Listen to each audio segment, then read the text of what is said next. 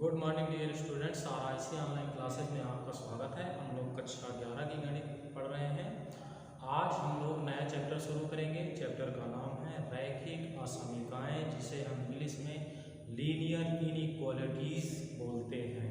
इसके पहले हमने पीछे का चैप्टर पढ़ा, आज हम नया चैप्टर शुरू करेंगे लीनियर इनइक्वालिटी, रैखिक असमीकाएं। ठीक, तो इस चैप्टर को पढ़ने से पहले हम कुछ रिविजन्स देखेंगे जो हम लोग कक्षा 10 में पढ़े थे। देखिए यहाँ लिखा हुआ है रैखिक असमीकाएं। तो सबसे पहले हम अगर आपसे बात करें, जैसे लिखा हुआ है 2x बराबर a, तो यहाँ पर ये बराबर का चिन्ह लिखा हुआ है जिसे हम इक्वल का चिन्ह कहते हैं। और यहाँ से अगर आप इसको हल करते हैं तो हल कैसे करते हैं, x बराबर लिख देते हैं 8/2 या x बराबर कितना आ जाता है 4, अर्थात x का एक निश्चित मान हमारे पास 4 है। तो यहाँ पर ये इक्वल का चिन्ह लगा होने के कारण इसे हम क्या कहते हैं, समीकरण कहते हैं। ये एक समीकरण हो जाता है। ठीक, अब यहाँ पर चूंकि इस x की घात कितना है 1 है, इसलिए इसे रैखिक समीकरण बोल देते हैं।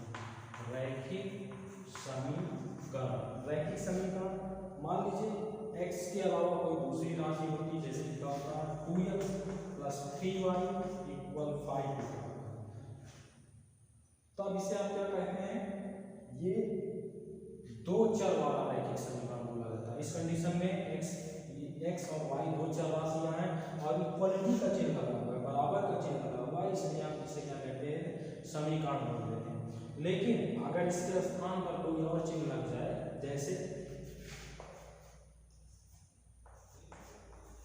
तब ये समीकरण नहीं हो रहा है, तब हम इसे इक्वेशन नहीं कहेंगे। ठीक, तो सबसे पहले हम इसीलिए क्या पढ़ेंगे, इनइक्वालिटी पढ़ेंगे, जिसे हम क्या कहते हैं, असमीका।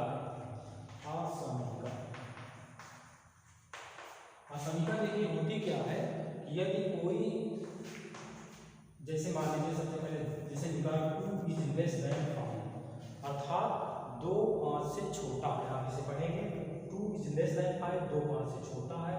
तो ये जो इन दोनों के बीच में चिन्ह लगा हुआ है, इसे हम बोल देते हैं असमीका बोल देते हैं। जैसे मान लीजिए लिखा होगा यहाँ 2x <5, तब ये असमीका बोली जाती है। लेकिन यहाँ पर चूंकि x लिखा हुआ है, ये आपका वेरिएबल्स है, सॉरी अचर राशि है, अचर है चूंकि, तो अचर में असमीका बोली जाएगी। और यहाँ पर एक चर राशि आ चुकी है x है, इसलिए इसे क्या कहते हैं, रैखिक असमीका कहते हैं। रैखिक असमीका, ठीक, रैखिक असमीका इसलिए क्योंकि इसमें जो x है उसकी घात कितना है 1 दिया हुआ है, तो इसलिए इसे हम रैखिक असमीका बोलते हैं। ये चारों चिन्ह लगे हैं किसी भी प्रश्न में जो दी गए हैं, तो उसे हम क्या बोल देते हैं, असमीका बोल देते हैं। जैसे मान लीजिए लिखा होगा 2x ≤ 5, तब भी ये हमारी असमीका बोली जाती है। इन चारों चिन्हों में से कोई भी चिन्ह अगर लगा हुआ है तो उसे हम असमीका कहते हैं। और किसका स्थान पर लगा रहता है, बराबर का स्थान, ये आपका समीकरण है।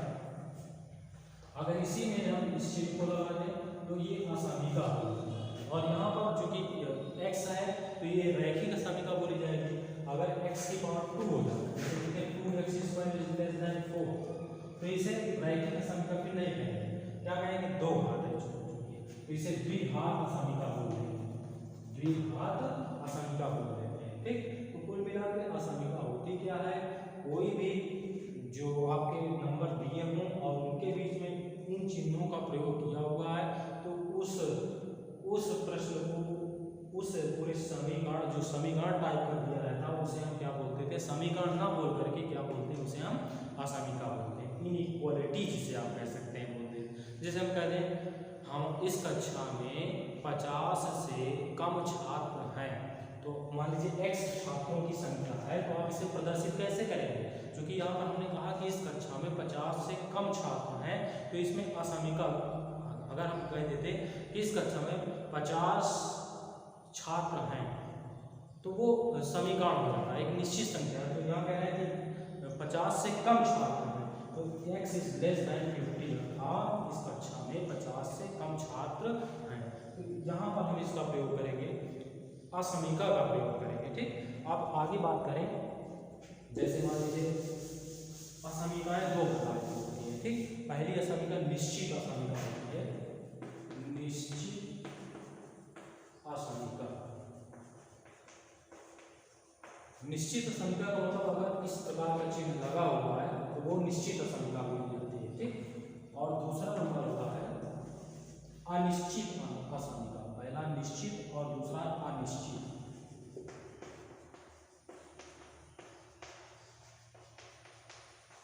अनिश्चित असमीका में क्या होता है, लेस देन, ग्रेटर देन, ये चिन्ह लग जाता है। इसका मतलब समझिए, जैसे x लेस देन, मान लीजिए x इज लेस देन 4, इसका मतलब x का मान निश्चित है, किससे कम होगा, 4 से कम होगा। लेकिन अगर यहाँ पर ये चिन्ह लगा होता है x लेस देन और इक्वल टू 4, इसका मतलब ये हुआ कि x का मान 4 से छोटा भी हो सकता है और बराबर, मतलब एक यहाँ पर डाउट आ चुका है। डाउट कैसे, कि कह रहा है कि या तो 4 से छोटा है या तो 4 के बराबर, दो कंडीशन लगे, इसलिए इसे क्या बोल देते हैं, अनिश्चित असमीका। अर्थात ये दो चिन्ह लगे हुए हैं तो उस असमीका को हम कह देते हैं अनिश्चित असमीका, और अगर इस प्रकार का चिन्ह लगा हुआ है तो उसे हम क्या कह देते हैं, निश्चित असमीका कह देते हैं। अब इसी की तरह में आगे देखें, जैसे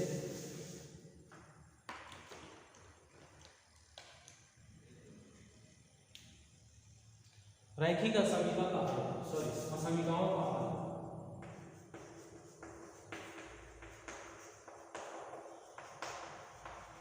असमीकाओं का हल दो तरीके से होता है, बीजीय विधि से और आलेखीय विधि से।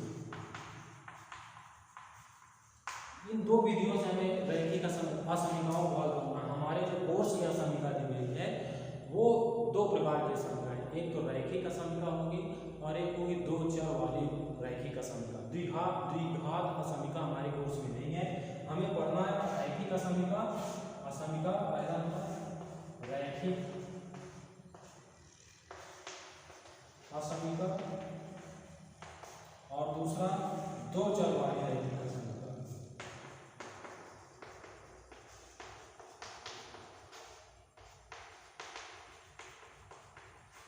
ये दो चीजें हमें पढ़ना है और इनको इन दो विधियों से, एक बीजीय और एक आलेखीय विधि से हमें सॉल्व करना सीखना। अब देखिए, जैसे इससे मान लीजिए आपके पास हल करना है, जैसे कोई एग्जांपल ले लेते हैं, जैसे लिखा हुआ है 5x 3x + 9, मान लीजिए लिखा हुआ है 3x इज लेस देन 9, इसको हमें सॉल्व करना है। ठीक, अब सॉल्व करने के लिए इसमें कंडीशंस भी हो सकती हैं, जैसे मान लीजिए कह दे पहली कंडीशन, जब x एक पूर्णांक है। पहली कंडीशन आप हल करिए जब x एक पूर्णांक हो, और दूसरी कंडीशन जब x एक प्राकृतिक संख्या हो। ये दो कंडीशन है कि x एक पूर्णांक हो और x एक प्राकृतिक संख्या हो। इन दो कंडीशन में देखिए इसको हल कैसे करेंगे। जैसे लिखा हुआ 3x इज लेस देन 9, पहला नंबर हल करें, लिखा है 3x इज लेस देन 9 के लिए, अर्थात x के ऐसे मान जो इस समीकरण को संतुष्ट करें, जबकि x के मान क्या होंगे, पूर्णांक होंगे। तो पूर्णांक के लिए जैसे x बराबर 0 भी आपको पूर्णांक इसमें रखें, तो x बराबर 0 रखेंगे, 0 इज लेस देन 9, ये ट्रू मतलब सत्य है, मतलब सही है। अगर x बराबर 1 रखेंगे तो आएगा 3 इज लेस देन 9, ये भी सत्य है। तीसरा अगर x बराबर 2 रखेंगे तो ये हो जाएगा 6 इसलिए बराबर 2 के लिए 6 इज लेस देन 9 आ रहा है, ये भी हमारा सत्य है। अगर x बराबर 3 लेंगे तो यहाँ 3 रखेंगे, 3 के लाइन 9 इज लेस देन 9, ये हमारा क्या है, ये गलत है, ये असत्य है। अर्थात x की जो वैल्यू है 0, 1, 2 और 3 की हो सकती है, इसके अलावा नहीं। अब चूंकि यहाँ पूर्णांक कह रहा है तो पूर्णांक हमारा -1 भी होता है, -2 भी होता है, तो यहाँ -1 रखेंगे, -3 इज लेस देन 9, -2 रखेंगे, -6, मतलब x ऋणात्मक संख्याओं के लिए टोटल सही होगा। ठीक, तो इसका मतलब अगर आप इस प्रश्न में हल की बात करें, इसके हल की, तो x बराबर जो हल होगा इसका वो क्या हो जाएगा, देखिए पहली बात डाटा करके -3 -2 -1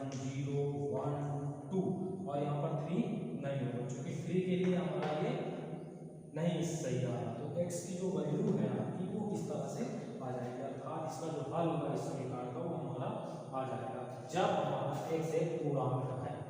अगर x एक प्राकृतिक संख्या ले लेंगे तो प्राकृतिक संख्या हमारी कहाँ से शुरू होती है, 1 से शुरू होती है, 1 और 2।